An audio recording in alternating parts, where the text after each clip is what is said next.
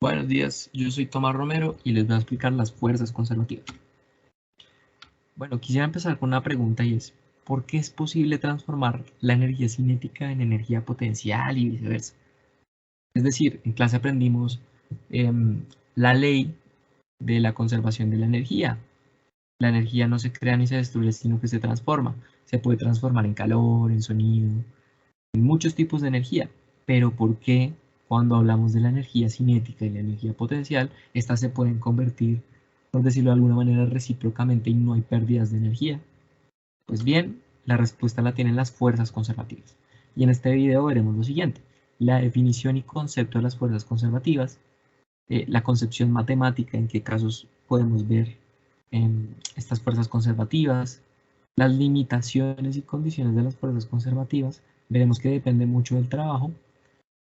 Daré unos tipos y unos ejemplos. Y por último concluiremos el video con un pequeño ejercicio. Bueno, primero la definición y concepto. Una definición un poco de libro, pero pues es importante para entender de manera y a grandes rasgos el concepto de fuerzas conservativas. Y nos dice que una fuerza conservativa ofrece la oportunidad de una conversión bidireccional entre energía cinética y potencial. Si esto ocurre, es una fuerza conservativa.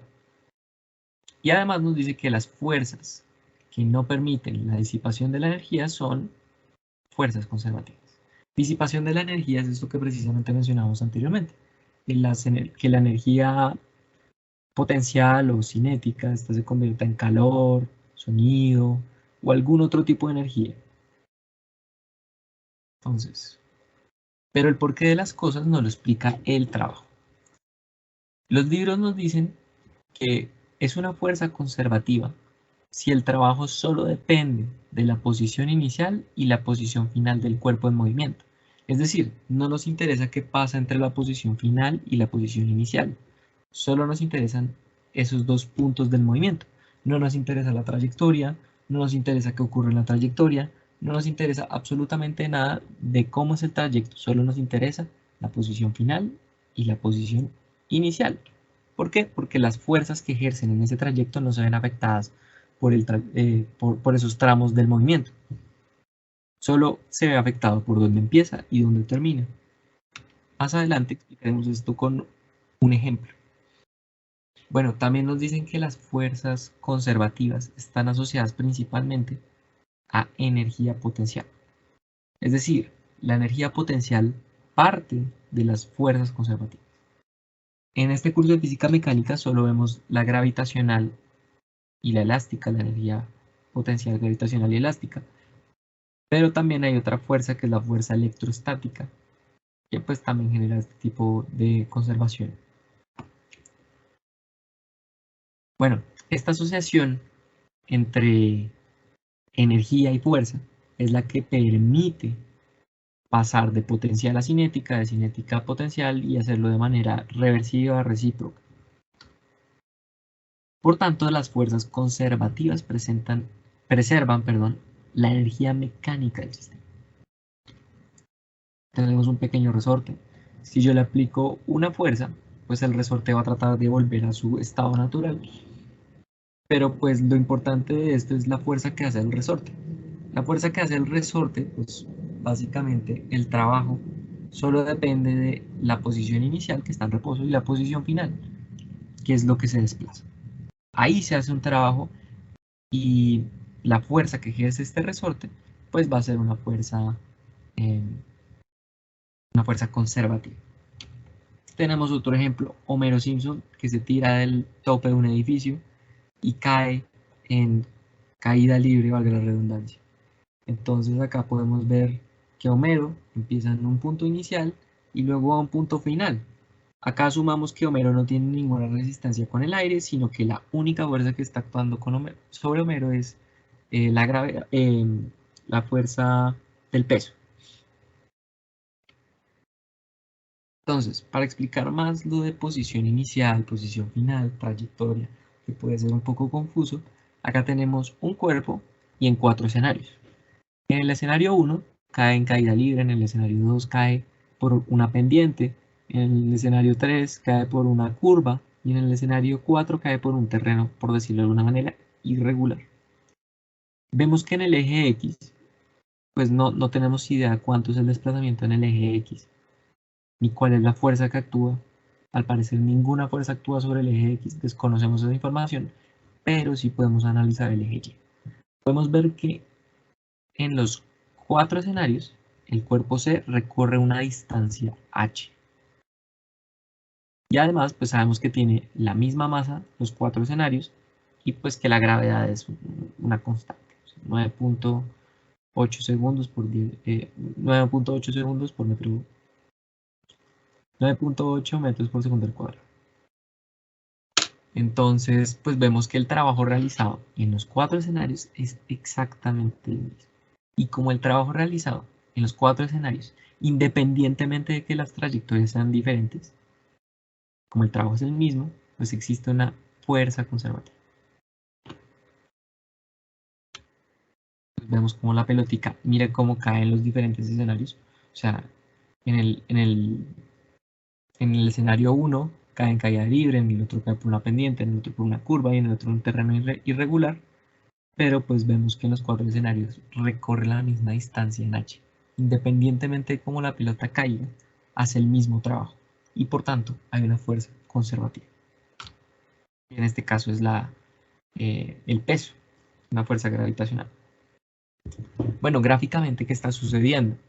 Pues sabemos que en el momento en que la pelota ya no tiene altura, pues toda esa energía potencial que existía se convirtió en energía cinética. Obviamente acá estamos asumiendo que no existe ninguna otra fuerza que está actuando sobre la pelota. Entonces podemos ver que el punto, la recta en amarillo es la energía mecánica del sistema y la curva en U es la energía, por ejemplo, de un resorte o también puede ser la energía potencial gravitacional. Vemos que el punto de corte de estas dos gráficas pues realmente es cuando la energía mecánica es igual a la energía potencial. Vemos que el punto de corte con el eje X, o sea, con el origen, es cuando la energía cinética es máxima, pero la potencial es mínima o no existe. Y vemos que hay tramos intermedios donde existe tanto energía cinética como energía potencial. Bueno, acá vamos a hablar un poco de la definición y concepción matemática. Entonces, partimos de energías potenciales, por ejemplo, la gravitacional y la elástica, pero luego, o sea, es más preciso analizar qué pasa en la energía mecánica. Entonces, podemos ver que la energía mecánica inicial es igual a la final, pero esto es precisamente, y solo precisamente, cuando existen fuerzas conservativas actuando en el sistema. Si existiera fricción o alguna fuerza no conservativa, que sí dependen de la trayectoria, es decir, el trabajo cambia, pues en este momento este tipo de ecuaciones de acá de conservación de la energía no aplicarían de una manera correcta, porque acá se está asumiendo en estas ecuaciones que la energía, que las fuerzas, todas las fuerzas que están actuando en el sistema son conservativas. Si hubiera una fuerza no conservativa, por ejemplo, la fricción, tendríamos que tener en cuenta esto en nuestra ecuación de energía mecánica del sistema. Algo para tener en cuenta, y muy importante, es que si la posición final y la inicial son exactamente la misma, pues el trabajo neto es cero. Pero pues esto que nos dice que sigue habiendo una conservación, siguen actuando unas fuerzas conservativas, porque si no tendríamos que tener esto en esta ecuación. Las fuerzas no conservativas tendríamos que tenerlas en cuenta en la concepción del trabajo. Bueno, para hablar de las limitaciones, es preciso pues analizar el trabajo, ya que es el que me determina si una fuerza es no conservativa o es conservativa. Entonces, el primer ítem a tener en cuenta es que pues una fuerza conservativa puede expresarse como la diferencia entre los valores inicial y final de una función de energía potencial. Esto lo vimos en las fórmulas anteriores, que es reversible, es decir, se puede pasar de energía potencial a cinética y de cinética potencial, y la suma de las dos puede ser la energía mecánica del sistema. Esta es la más clave, y es que son independientes de la trayectoria del cuerpo y depende solo de los puntos inicial y final. Por ejemplo, la fuerza de fricción o el rozamiento con el aire dependen de la trayectoria. Es decir, entre un punto A y B, la trayectoria puede variar, por lo tanto la fuerza de fricción o el rozamiento con el aire puede variar y por lo tanto estas no son fuerzas conservativas. Y por último es que si los puntos inicial y final son el mismo, el trabajo neto es cero. Entonces, pues estos son los ítems y limitaciones como a tener en cuenta. Repito, lo más importante a tener en cuenta acá es el trabajo. ¿Realmente nos importa la trayectoria o no nos interesa la trayectoria? ¿En qué casos sí? ¿En qué casos no? Bueno, si las únicas fuerzas que efectúan el trabajo son conservativas, la energía mecánica total del sistema se da entre la suma de la potencial y la cinética. Entonces acá podemos ver lo mencionado anteriormente. Acá se asume en esta ecuación que solo existen fuerzas conservativas. Pues vamos a ver unos ejemplos de fuerzas conservativas. La primera es la fuerza gravitacional. Entonces podemos ver un globo aerostático que está en ascenso o en descenso. Está actuando su peso, pero pues realmente la trayectoria no se ve afectada. El trabajo no se ve afectado. O por ejemplo la fuerza elástica de un resorte cuando espichamos la punta de un esfero, de un bolígrafo. El trabajo que efectúa este resorte dentro del esfero pues no se ve afectado en la trayectoria, solo importa realmente el desplazamiento del resorte.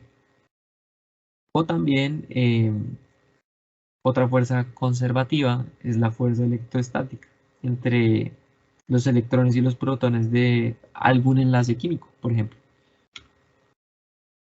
Y ahora vamos a concluir este video con un ejercicio para ver la aplicación práctica, porque la teoría a veces puede confundir un poco y puede ser a veces un poco más fácil entenderla. Ahora vamos a analizar el ejercicio 7.26 del libro relacionado con el tema de fuerzas conservativas. Nos dice que un repartidor de azoteas de 75 kilogramos sube por una escalera vertical de 7 metros al techo de una casa. Después camina 12 metros sobre el techo y luego desciende por la escalera vertical 7 metros. Y por último camina por el suelo regresando a su punto de partida. Entonces nos preguntan cuál es el trabajo que hizo la gravedad sobre él, cuándo subió, cuándo bajó, cuándo caminó por el techo y por el suelo. Y nos preguntan el trabajo total del recorrido.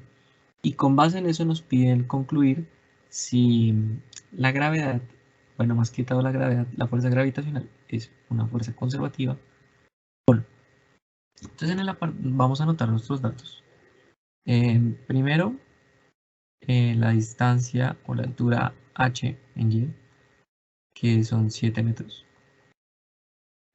Vamos a anotar la masa del reparador, que es 75 kilogramos.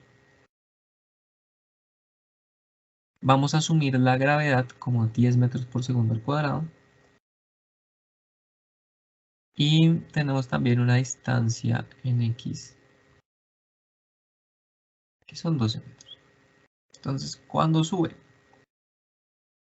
tenemos que el trabajo, la fuerza gravitacional sobre el reparador es la fuerza multiplicado por el desplazamiento.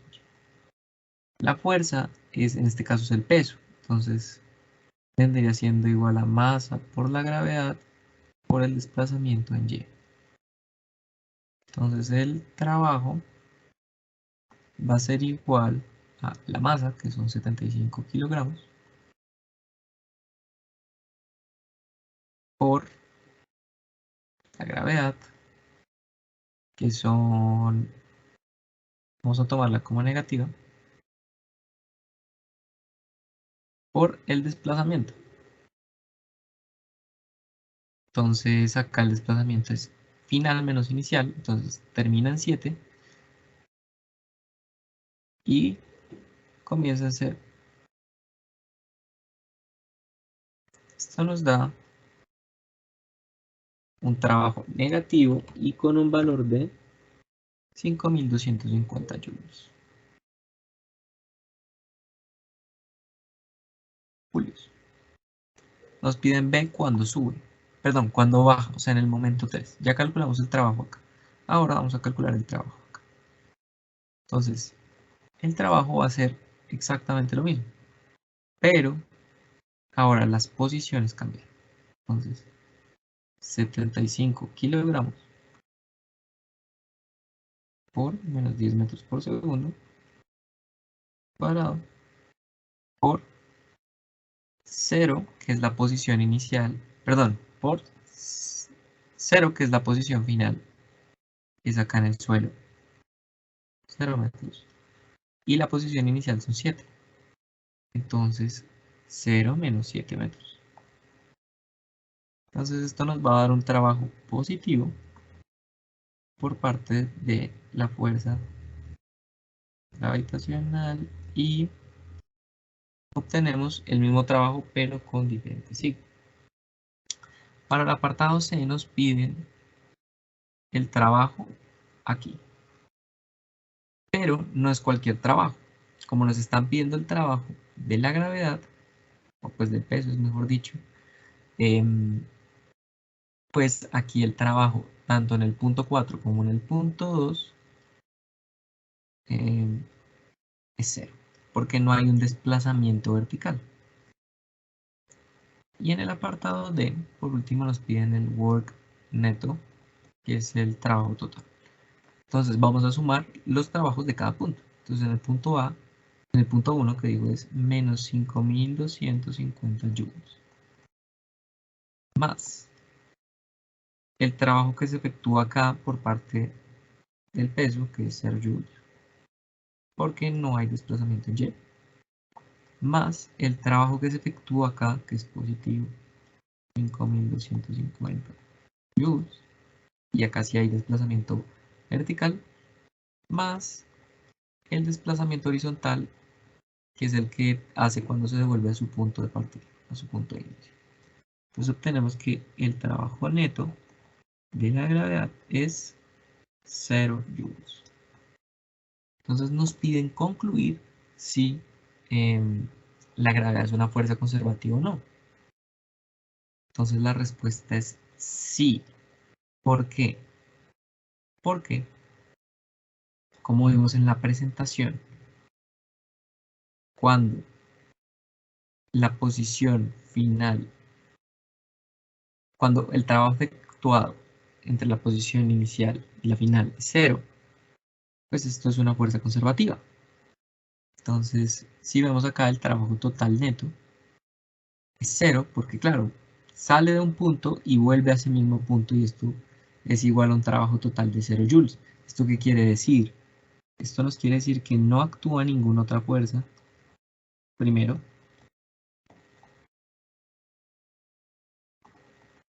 diferente eh, a la fuerza de gravedad del peso. El peso, escribámoslo así con esa W. Y además, que pues el peso en total genera 0 joules de trabajo, porque empieza en un punto inicial y vuelve a ese punto final.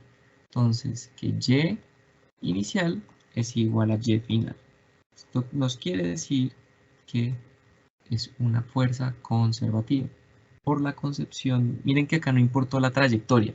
O sea, aquí el reparador dio una vuelta completa, pero al fin y al cabo no importó la trayectoria, sino el punto inicial y final, y pues precisamente esto nos da 0 joules de trabajo. Muchas gracias. Este fue el video. Espero que haya quedado claro.